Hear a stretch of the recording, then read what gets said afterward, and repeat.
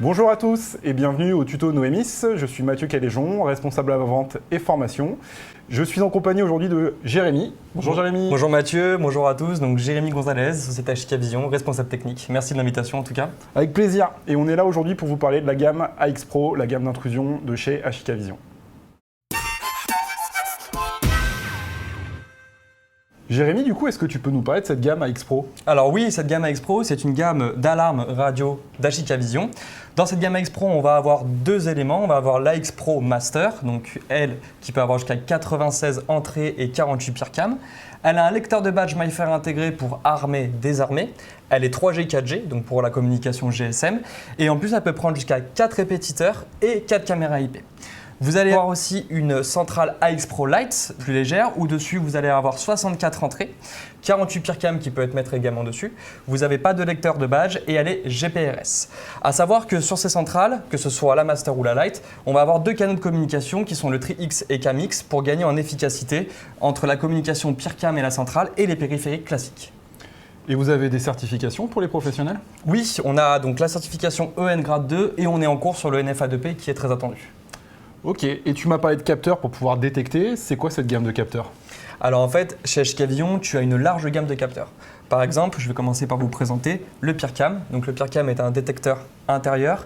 Il est capable, avec son capteur photo, d'envoyer 20 images en 4 secondes. Il est Color View, donc pour avoir une image de nuit comme de jour, et a jusqu'à 6 ans d'autonomie sur la batterie. Donc c'est un produit qui est vraiment intéressant pour ça aussi. On va avoir un contact magnétique de porte. Donc ce contact magnétique de porte vous permet tout simplement de le poser au coin d'une porte. Et si quelqu'un a la force, eh ben on va avoir une alarme. On a évidemment la LED ici pour savoir l'état, si c'est en alarme, sans alarme ou ça a été forcé. Et deux contacts d'entrée pour tout simplement récupérer l'état d'un autre périphérique, un sabot par exemple sur un portail. Et évidemment, il est IP66 pour l'extérieur. On va avoir le détecteur PIR Briglass. Donc ça, c'est un détecteur PIR qui va jusqu'à 8 mètres que tu vas poser au mur. Et il y a directement un capteur audio. Ce capteur audio permet d'avoir une alarme dès qu'on va casser une vitre ou une baie vitrée. Imaginons qu'on soit dans un cas où il n'y a pas de possibilité de fixation murale. Est-ce qu'il existe aussi des solutions? Alors oui, on a une solution. On a la solution détecteur 360, qui est un détecteur que tu viens poser au plafond et qui va permettre de détecter jusqu'à 12 mètres dans toute une pièce. Donc il faut le poser à 2,4 mètres ou 4 mètres maximum.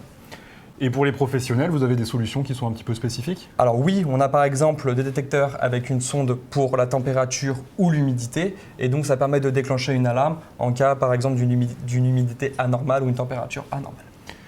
Et je me demandais, pour la partie extérieure, est-ce que vous avez des solutions qui sont prévues pour ça? Alors tu fais bien me poser la question. On a notre nouveau détecteur extérieur, donc qui est le Tritech.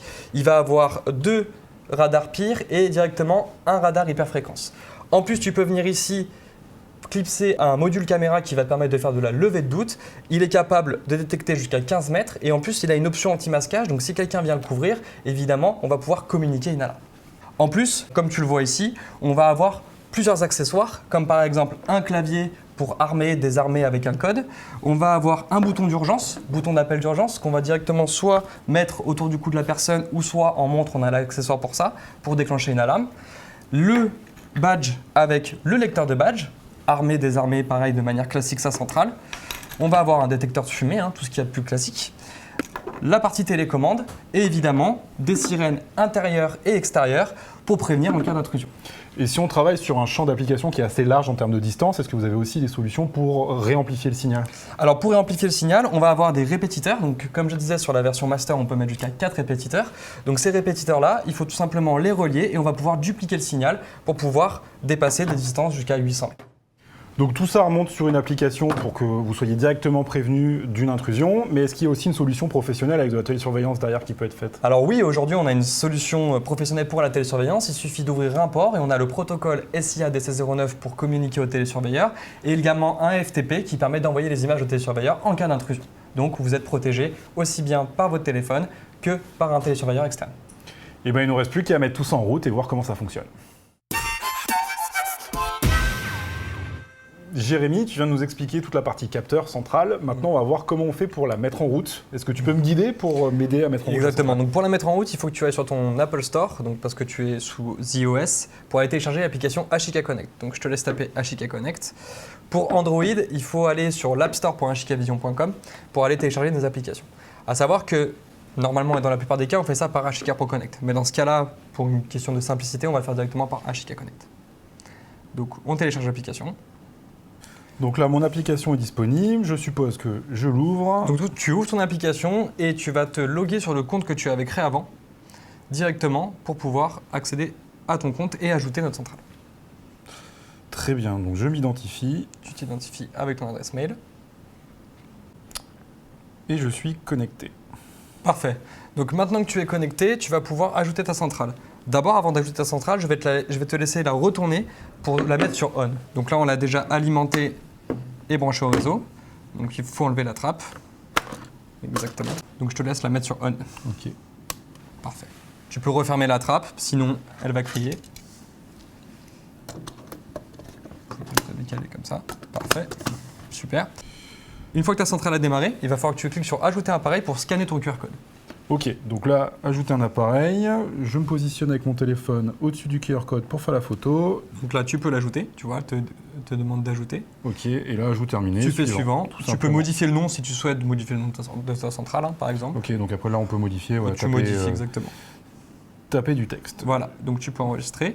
Une fois que tu as fait ça, maintenant tu vas cliquer sur ta centrale, sur ton appli. Mhm. Tu vas avoir démarré, donc là on a déjà démarré certains détecteurs. Donc d'abord tu es sur le menu partition sur lesquels tu vas pouvoir mettre plusieurs périphériques dans différentes partitions pour armer par exemple seulement le bas ou seulement le haut ou la totalité. Mais d'abord tu vas aller dans appareil et dans appareil c'est là où tu vas aller ajouter nos périphériques. Donc fais le petit plus pour aller scanner. Et là tu vois on a encore des QR codes ici. Tu vas pouvoir aller scanner ton QR code pour ajouter ton périphérique. Très bien. Voilà. Donc il te demande d'allumer et d'éteindre l'interrupteur pour pouvoir l'ajouter. Donc on va ouvrir le détecteur ensemble. Et ici tu vois, on-off. Donc ouais, J'éteins, je rallume. tu rallumes. Très bien. Et elle va nous dire, Détecteur tir caméra. voilà. Ok, et là, je le vois apparaître.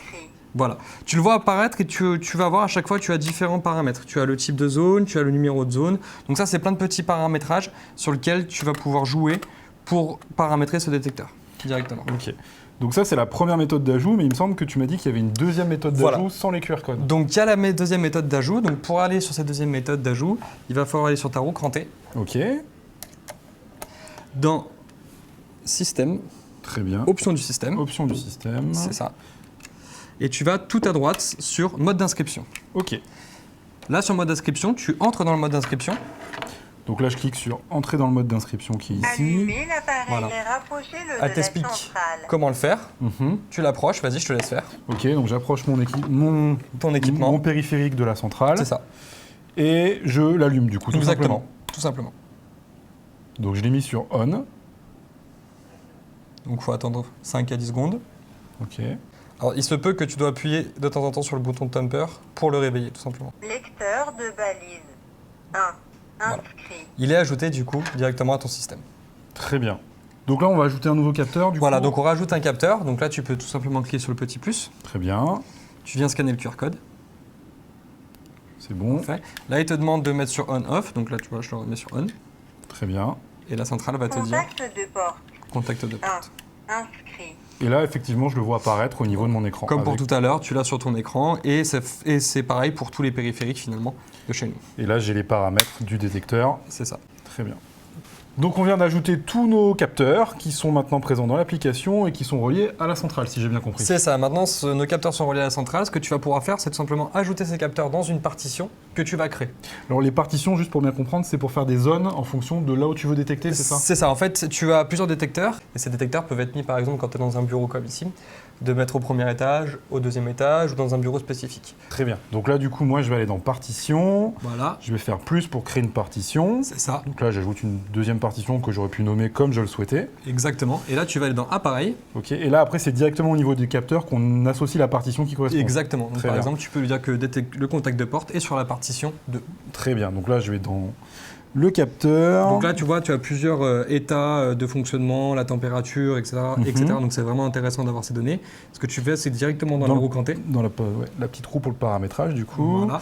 Et là, tu vas dans zone associée. Zone associée. Et là, effectivement, j'ai la liste des partitions que j'ai déjà créées. Hop.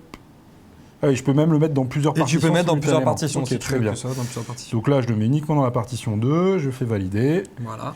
Et là, si on vérifie, du coup, on va se rendre compte que notre copter, il est bien sur partition 2 Voilà. maintenant. Donc là, si Très tu veux par exemple armer seulement ta partition 2, tu vas cliquer sur partition et tu vas pouvoir armer. Le petit logo avec la personne qui sort de la maison. C'est ça. Donc c'est comme ça que je vais pouvoir activer ou désactiver mon alarme. Si Exactement. Et ben, je te remercie pour toutes ces informations et de m'avoir guidé. C'est très simple et très facile à mettre en œuvre. Ce que je te propose maintenant, c'est qu'on aille tester ça ensemble et faire une détection d'intrusion en mode démo.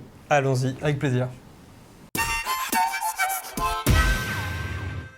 Jérémy, maintenant je te propose qu'on fasse un test d'intrusion. Je vais te laisser sortir. Moi, je vais armer la centrale avec mon téléphone. Ça marche. Et puis on va regarder ce qui se passe quand tu rentres. Et ben c'est parti.